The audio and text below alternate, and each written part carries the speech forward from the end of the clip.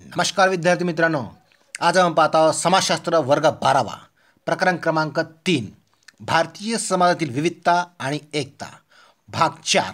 विद्यार्थी मित्रांनो, भाग 1 मध्ये पाहिलं होतं आपण वांशिक विविधता, भाग 2 मध्ये पाहिलं होतं धार्मिक विविधता आणि भाषिक विविधता, भाग 3 मध्ये पाहिलं होतं प्रादेशिक विविधता आणि जाती विविधता आणि भाग आपण 4 पाहतो आपण वर्ग विविधता, लिंगभाव आधारित विविधता. विद्यार्थी मित्रांनो, तुम्ही जर या चॅनलवर नवीन असाल तर सगळ्यात पहिल्या चॅनलला सबस्क्राईब करा, बेल आयकॉनवर क्लिक करा, जेणेकरून तुम्हाला सर्व व्हिडिओज पाहायला मिळतील. आणि या आधीच्या सगळ्या व्हिडिओची लिंक्स खाली डिस्क्रिप्शन बॉक्समध्ये दिलेली आहे. तुम्ही त्या लिंक्स पाहून तुमचा अभ्यास पूर्ण करून घेऊ शकता. चला तर विद्यार्थी मित्रांनो, आपण पाहू आज भाग 4. यामध्ये आपण पाहतो विद्यार्थी मित्रांनो की भारतामध्ये जी विविधता आहे, विविधतेमध्ये जी एकता आहे, तर या विविधता पाहत असताना भारतामध्ये कोणकोणत्या विविधता पाहिल्या आपण? भाषिक विविधता, धार्मिक विविधता, जाती विविधता, या विविधतेचा अभ्यास केला. आणि आज आपण अभ्यास करणार आहोत तो म्हणजे वर्ग विविधता. विद्यार्थी मित्रांनो, वर्ग 11च्या पुस्तकामध्ये आपण विविधतेबद्दलचा अभ्यास केला होता, वर्ग विविधतेबद्दल. त्यामध्ये पाहिलं होतं आपण की आर्थिक स्थान या आधारावर समाजाचं वर्गीकरण किंवा विविधता, आणि नंतर पाहिलं आपण शिक्षणाच्या आधारावर वर्गीकरण. तर आर्थिक स्थानावर पाहिलं होतं आपण की उच्च वर्ग, मध्यम वर्ग, निम्न वर्ग. ज्यांच्याजवळ पैसा संपत्ती भरपूर आहे ते कोण्या वर्गात मोडतात विद्यार्थी मित्रांनो? उच्च वर्गात मोडतात. ज्यांच्याजवळ कमी आहे साधन संपत्ती पैसा ते मध्यम वर्गामध्ये मोडतात. आणि ज्यांच्याजवळ अत्यंत कमी आहे किंवा नाही आहे त्यांच्याकडे त्याला म्हणतो आपण कनिष्ठ वर्ग. अशा प्रकारे आर्थिक आधारावर अशा प्रकारची विविधता समाजामध्ये भारतामध्ये पाहायला मिळते. आणि शिक्षणाच्या आधारावर सुद्धा विविधता पाहायला मिळते. शिक्षणाधारावर कशी? जास्त उच्च शिक्षण उच्च वर्ग, मीडियम शिक्षण मध्यम वर्ग, शिक्षण नसणे किंवा अत्यंत कमी असणे कनिष्ठ वर्ग, किंवा अशा प्रकारचे वर्ग शिक्षणाच्या आधारावर सुद्धा पडतात. पण या ठिकाणी आपण आर्थिक स्तरावरील विविधता हे आपण अभ्यासणार आहोत.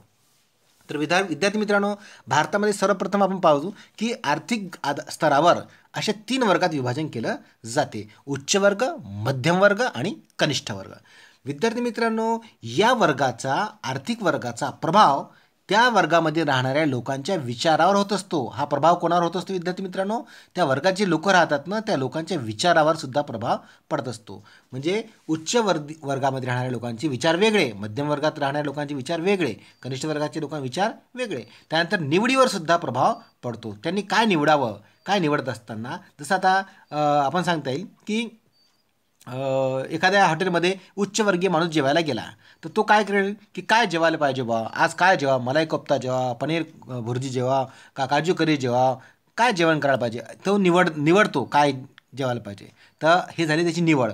आणि मोठ्या हॉटेलमध्ये तो कनिष्ठ वर्गाचा माणूस जाणारच नाही, तर त्याला प्रश्न पडेल काय जेवावं बा. म्हणजे प्रश्न दोघाला सारखाच आहे. उच्चवर्गीय लोकाला काय जेवावं तर तो निवडून जेवू शकते, आणि कनिष्ठ वर्गाचा माणूस काय जेवा, कारण जेवायला काही राहत नाही, जे उपलब्ध आहे ते चुपचाप त्याला जेवावं लागते. म्हणजे निवड करत असताना, म्हणणं अन्नधान्याची निवड म्हणा, कोणत्या गोष्टीची निवड करत असताना त्या निवडीवर त्याचा प्रभाव पडतो. कशाचा? वर्गाचा. म्हणजे तो ज्या वर्गात आहे त्या वर्गाचा प्रभाव निवडीवर पडतो. त्यानंतर पूर्वग्रहावर सुद्धा प्रभाव पडतो. प्रत्येक वर्गाच्या मनामध्ये दुसऱ्या वर्गाबद्दल हा पूर्वग्रह असतो. कनिष्ठ वर्गाच्या मनात मध्यम वर्गाबद्दल, मध्यम वर्गाच्या मनात उच्च वर्गाबद्दल, उच्च वर्गाच्या मनात मध्यम वर्गाबद्दल, मध्यम वर्गाच्या मनात कनिष्ठ वर्गाबद्दल, आणि उच्च वर्गाच्या मनात कनिष्ठ वर्गाबद्दल. अशा प्रकारचा पूर्वग्रह म्हणजे आधी करून घेतलेला समज. तर अशा प्रकारचे एक वर्ग दुसऱ्या वर्गाबद्दल वेगळे प्रकारचे समज मनामध्ये बाळगत असतो. आणि प्रत्येकाचा जसा वर्ग असेल तसे पूर्वग्रह असतात. त्यानंतर प्रत्येकाच्या स्वप्नावर सुद्धा परिणाम पडतो. एखादा कनिष्ठ वर्गातला माणूस आहे, तो स्वप्न कसं पाहिल? जास्तीत जास्त तो पाहिल की बा अन्नधान्य भेटलं, मी श्रीमंत होऊ राहिलो, माझं पैसे येऊ राहिले, लॉटरी लागली, असे स्वप्न पाहिल. तर उच्च वर्गाचा माणूस स्वप्न कोणते पाहिल? मी फॉरेनला गेलो, मी मोठा इंग्लंडमध्ये अमेरिकेत जाऊन मी मोठा नोकरी मिळवली, मोठं फ्लॅट विकत घेतले किंवा उद्योग व्यवसाय टाकला. म्हणजे याचे स्वप्न वेगळे, प्रत्येकाचे स्वप्न वेगळे आहे. विद्यार्थी मित्रांनो, वर्गानुसार सुद्धा स्वप्न पडत असतात. जो ज्या वर्गात तसे त्याचे स्वप्न, जो ज्या वर्गात तसे त्याचे पूर्वग्रह, त्यासोबतच आशा आकांक्षावर सुद्धा त्याचा परिणाम हा होत असतो. प्रत्येक वर्गानुसार आशा आकांक्षा हे ठरत असतात. पुस्तकामध्ये विद्यार्थी मित्रांनो उदाहरणं दिले आहे की एखाद्या व्यक्तीला जर धान्य विकत घ्यायचं असेल तर तो धान्य कुठून विकत घेईल? जसा त्याचा वर्ग असेल त्या वर्गानुसार तो धान्य विकत घेईल. जसं आपल्याला सांगता येईल, एखादा उच्चवर्गीय व्यक्ती आहे तो मॉलमधून धान्य विकत घेईल. एखादा निम्नवर्गीय माणूस आहे, कनिष्ठवर्गीय माणूस आहे किंवा मध्यमवर्गीय आहे, तो कुठून घेईल? कंट्रोलमधून धान्य घेईल, किंवा लहान दुकानातून धान्य घेईल, किंवा रोडवर जे दुकान असतात रस्त्यावर त्या दुकानातून धान्य घेईल. म्हणजे धान्य विकत घेत असताना तो निवड करेल, मॉलची निवड करेल की छोट्या दुकानाची निवड करेल. त्यासोबत शिक्षण घेत असताना सुद्धा निवड केली जाऊ शकते. शिक्षण घेताना उच्चवर्गीय माणूस कुठं शिकायचं, मोठमोठ्या शहरामध्ये शिकायचं, प्रायव्हेट शाळेमध्ये शिकायचं किंवा अमेरिकेमध्ये किंवा इतर परदेशामध्ये शिकायला मुलांना पाठवायचं. म्हणजे शिक्षण कुठं घ्यावं ही निवड कोण करते? वर्गानुसार निवड होत असते विद्यार्थी मित्रांनो. कनिष्ठ वर्गाचा माणूस जास्तीत जास्त कुठं पाठवलं? जिल्हा परिषद शाळेमध्ये पाठवलं, म्हणजे कमी खर्चाच्या शाळेमध्ये हे लोक पाठवू शकतात. म्हणजे जसा आपला वर्ग तसं आपल्या मुलांना शिक्षण दिलं जात असते. जसं दुसरं उदाहरण सांगितलं त्यामध्ये लग्न करत असताना कोणासोबत लग्न करावं? एकदम उच्च वर्णातला माणूस कनिष्ठ वर्गातल्या लोकांसोबत लग्न करू शकत नाही. किंवा एखाद्या कनिष्ठ वर्गातला माणूस असेल आणि त्याच्या मुलीचं जर लग्न करायचं असेल तर अशा वेळेस तो कनिष्ठ वर्गाचा माणूस वर पाहत असताना आपल्या मुलीसाठी एकदम उच्च वर्गातला वर पाहत नाही. तो बरोबर आपल्या वर्गात बसणारा किंवा आपल्या तोडीचा किंवा आपल्या जोडीचा किंवा आपल्या समानतेचा जोडीदार आपल्या मुलीसाठी निवडण्याचा काय करतो? प्रयत्न करतो. म्हणजे लग्न करत असताना सुद्धा जोडीदार निवडत असताना वर्ग महत्त्वाचा ठरतो विद्यार्थी मित्रांनो. जो ज्या वर्गातला असेल तो त्या वर्गात साधारणतः लग्न करण्याचा काय करतो? प्रयत्न करतो. म्हणजेच अशा प्रकारे वर्गाचा प्रभाव व्यक्तींच्या समाजातील लोकांच्या वर्तनावर हा होत असतो. हे आपण या ठिकाणी काय केलं? स्पष्ट केलं. भारतामध्ये विद्यार्थी मित्रांनो उच्च वर्गाचे लोक काय थोडेसे कमी आहे. उच्चवर्गीय लोक भारतामध्ये कमी आहे. म्हणजे श्रीमंत लोकांचं प्रमाण कमी आहे. मध्यमवर्गाचं आणि कनिष्ठ वर्गाचं प्रमाण भारतामध्ये सर्वात जास्त आहे. भारतामध्ये मध्यमवर्गाचे लोक आणि कनिष्ठ वर्गाचे लोक जास्त राहतात. तर अशा प्रकारे भारतामध्ये विविधता तुम्हाला या ठिकाणी आढळून येते. आपण पाहतो भारतीय समाजातील विविधता. या ठिकाणी पाहिलं आपण वर्ग विविधता, आर्थिक स्तरावरचे वर्ग, वेगवेगळे वर्गाचे अभ्यास आपण या ठिकाणी केला. त्यानंतर पुढचा मुद्दा येतो तो म्हणजे विद्यार्थी मित्रांनो लिंगभाव आधारित विविधता. आता या ठिकाणी लक्षात घ्या विद्यार्थी मित्रांनो, लिंगभाव आधारित विविधता म्हणजे काय? लिंग आणि लिंगभाव यामध्ये फरक आहे. काय सांगितलं आहे? लिंग आणि लिंगभाव यामध्ये काय फरक आहे? लिंग म्हणजे स्त्री पुरुष लिंग साधारणतः असं आपण समजतो. लिंगभाव म्हणजे असा की लैंगिक विषमतेशी जोडलेली सामाजिक संकल्पनाशी जोडलेली असते लिंगभाव ही संकल्पना. म्हणजे यामध्ये आपल्याला सांगता येईल की साधारणतः दुहेरी लैंगिकता, त्यानंतर लैंगिक अभिव्यक्ती, लैंगिकता आणि लैंगिक अभिमुखता यासोबत ही संकल्पना काय निगडीत आहे? कोणती संकल्पना? लिंगभाव संकल्पना. दुहेरी लैंगिकता, लैंगिक अभिव्यक्ती, लैंगिकता आणि लैंगिक अभिमुखता यासोबत ही संकल्पना जोडलेली आहे. तर विद्यार्थी मित्रांनो याचा अभ्यास आपण जेव्हा करतो त्या ठिकाणी आपल्याला पुढं हे जाऊन असं लक्षात येते की लिंगभाव हा फक्त स्त्री पुरुष, स्त्रीत्व पुरुषत्व आणि तो ती या पलीकडे जाऊन लिंगभावाची माहिती पाहतो आपण. या पलीकडे जाऊन लैंगिक विविधतेची जाणीव लोकांमध्ये असू शकते. तर अशा प्रकारची लैंगिक विविधता ह्या समाजामध्ये तुम्हाला सापडते. आता लैंगिक अभिमुखता म्हणजे काय? की एखादा व्यक्ती आपल्या गरजा पूर्ण करत असताना, लैंगिक गरजा पूर्ण करत असताना कोणासमोर अभिव्यक्त होतो. लैंगिक अभिव्यक्त म्हणजे काय? कोणासमोर अभिव्यक्त होतो. म्हणजे एखादी स्त्री पुरुषासोबत अभिव्यक्त होऊ शकते. तर या माध्यमातून एक संकल्पना मांडली जाते. ती संकल्पना म्हणजे काय विद्यार्थी मित्रांनो? ती संकल्पना म्हणजे LGBT. कोणती संकल्पना? LGBT ही संकल्पना. आता LGBTचा अर्थ पाहू आपण पाहतो लिंग अभिमुखता. तर पहा लिंग अभिमुखतामध्ये LGBT नावाची जी संकल्पना आहे ती संकल्पना या ठिकाणी आपण अभ्यासू. पहिला मुद्दा येते एलचा अर्थ होतो लेस्बियन. काय होतो अर्थ? लेस्बियन. स्त्री आणि स्त्रीमधील शारीरिक संबंधाला लेस्बियन म्हणतात. म्हणजे एखादी स्त्री दुसऱ्या स्त्रीसोबत शारीरिक संबंध ठेवत असेल तर त्याला लेस्बियन असं म्हणतात. हा त्याला पहिला प्रकार. दुसरा सांगता येईल गे. आता याच्या अपोजिट एखादा पुरुष आणि पुरुषामधील शारीरिक संबंध, पुरुषाचा पुरुषासोबत शारीरिक संबंध त्याला म्हणतात समलैंगिकता. काय म्हणतात? समलैंगिकता. तुम्हाला थोडंसं ऐकायला ऑड वाटत असेल विद्यार्थी मित्रांनो, पण ह्या गोष्टी समाजामध्ये आहेत. म्हणजे एखादी स्त्रीसोबत संबंध ठेवत असेल, एखादा पुरुषासोबत संबंध ठेवत असेल तर त्याला पहिल्याला स्त्रीसोबत ठेवत असेल त्याला आपण लेस्बियन म्हणतो आणि पुरुषासोबत ठेवत असेल तर त्याला गे म्हणतात. तर या दोन्ही गोष्टीतून पुनरुत्पादन होऊ शकत नाही. पुनरुत्पादन म्हणजे मुलं बाळं जन्माला येऊ शकत नाही या दोन्ही संबंधातून. त्यानंतर तिसरा येतो तो म्हणजे बायसेक्शुअल. कोणता येतो? बायसेक्शुअल. हे बीचा अर्थ. हे झाला L, हा झाला G आणि हा झाला B. बायसेक्शुअल. तर बायसेक्शुअल म्हणजे काय? जी व्यक्ती दोन्ही लिंगाशी म्हणजे स्त्रीसोबत आणि पुरुषासोबत आकर्षित असते अशा प्रकारचे संबंध म्हणजे बायसेक्शुअल संबंध. म्हणजे एखादी व्यक्ती एखादी स्त्री किंवा एखादा पुरुष म्हणजे स्त्रीसोबत संबंध ठेवतो आणि पुरुषासोबत सुद्धा संबंध ठेवतो. तर याला म्हणतात बायसेक्शुअल. बाय म्हणजे दोघांसोबत संबंध ठेवत असेल तर. हे झालं B. त्यानंतर येते T म्हणजे तृतीयपंथी किंवा आपण सांगू शकतो ट्रान्सजेंडर. तर एखादी व्यक्तीची शारीरिक लैंगिकता आणि मानसिक लैंगिक भावना यांच्याशी सुसंगतता आढळून न येणे. काय शब्द वापरला? सुसंगतता आढळून न येणे म्हणजे तृतीयपंथी. कोणती सुसंगतता आढळून येत नाही? शारीरिकदृष्ट्या आणि मानसिकदृष्ट्या. म्हणजे त्याच्यामध्ये दोन्ही भावना असतात. शारीरिक भावना पुरुषाच्या स्त्रीच्या दोन्ही असतात आणि मानसिक भावनासुद्धा पुरुषाच्या स्त्रीच्या दोन्ही असतात. यामध्ये सुसंगता म्हणजे याच्यामध्ये स्पष्टपणे विभाजन झालेलं नसते. तर अशा वेळेस त्याला तृतीयपंथी असं म्हणतात.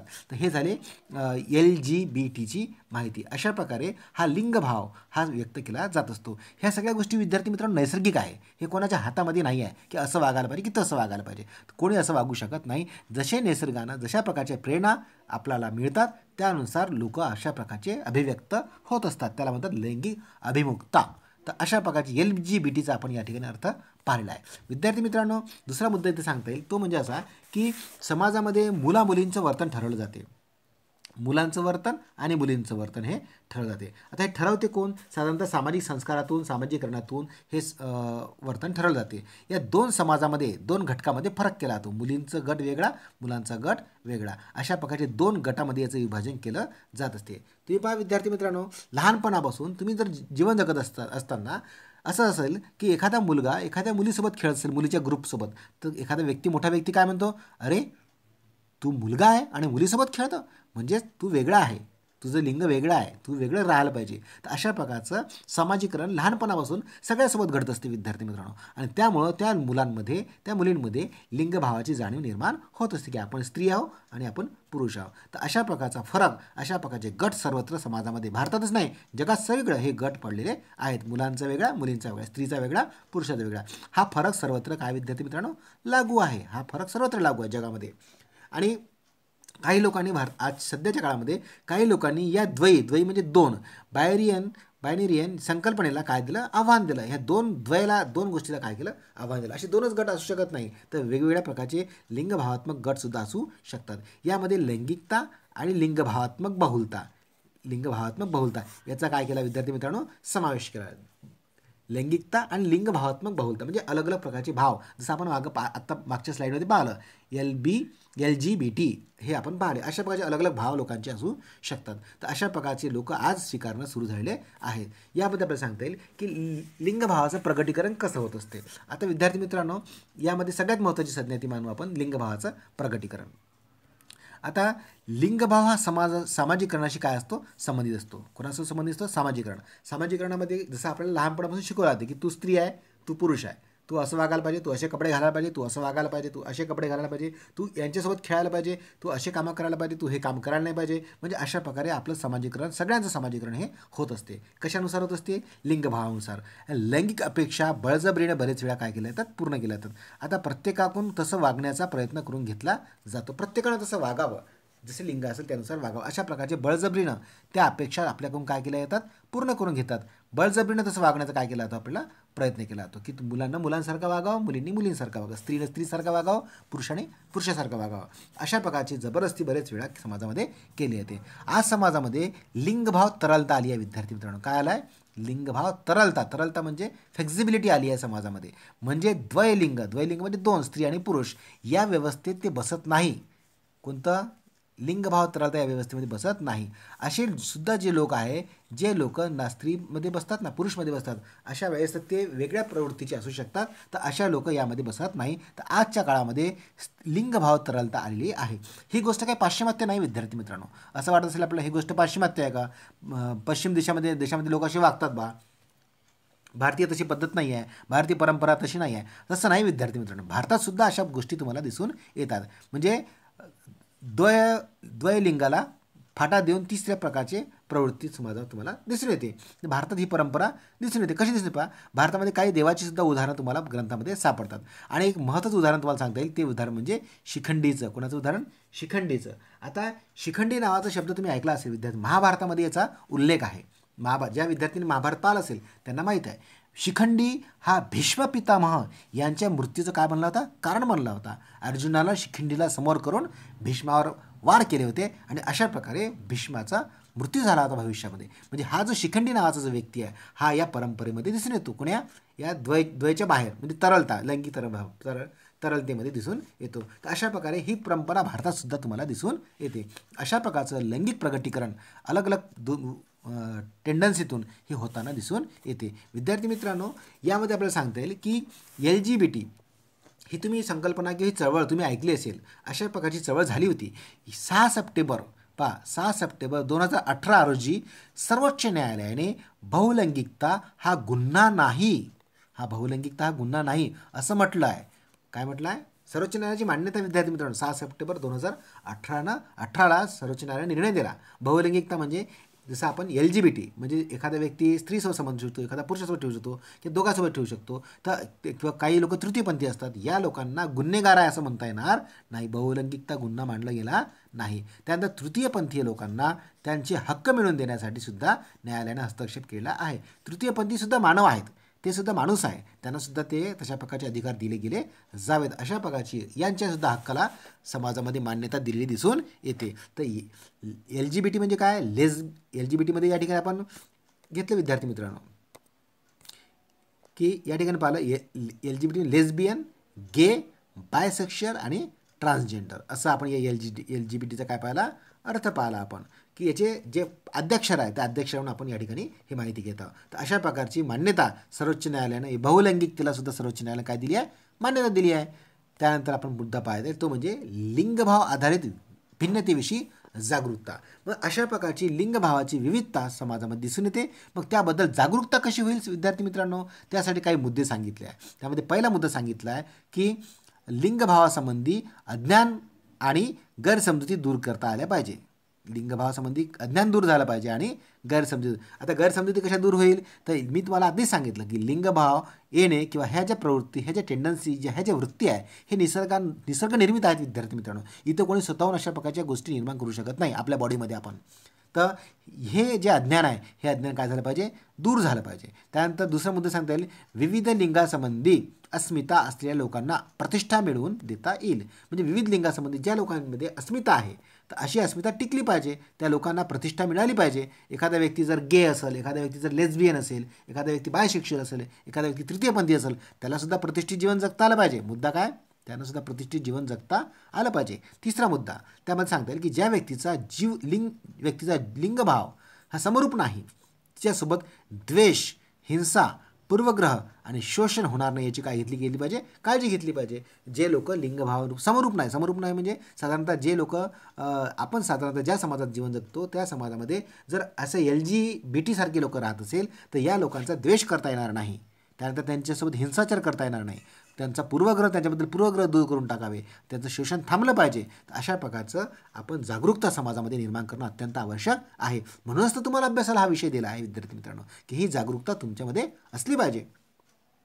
त्यानंतर चौथा पॉईंट दिला की भारतीय संविधानामध्ये, भारतीय राज्यघटनेमध्ये असं नमूद केलं आहे की प्रत्येकाला समानता आहे आणि प्रत्येकाला न्याय मिळाला पाहिजे. तर या मुद्द्यानुसार मग LGBTवाला असो का कोणी असो तर प्रत्येकाला समानता आणि न्याय हे प्रत्येकालाच मिळालं पाहिजे. अशा प्रकारची जागरूकता समाजामध्ये निर्माण झाली पाहिजे. या आधारे आपण समाजामध्ये लिंगभाव आधारित जागरूकता निर्माण करून देऊ शकतो. तर पुस्तकामध्ये एक चौकट दिली आहे विद्यार्थी मित्रांनो. त्या चौकटीत सांगितलं लैंगिकता म्हणजे काय? एखाद्या व्यक्तीच्या दुसऱ्या व्यक्तीशी शारीरिक संबंध, भावनिक संबंध किंवा लैंगिक संबंध असू शकतो. काय सांगितली? तर शारीरिक, भावनिक आणि लैंगिक संबंध असू शकतो.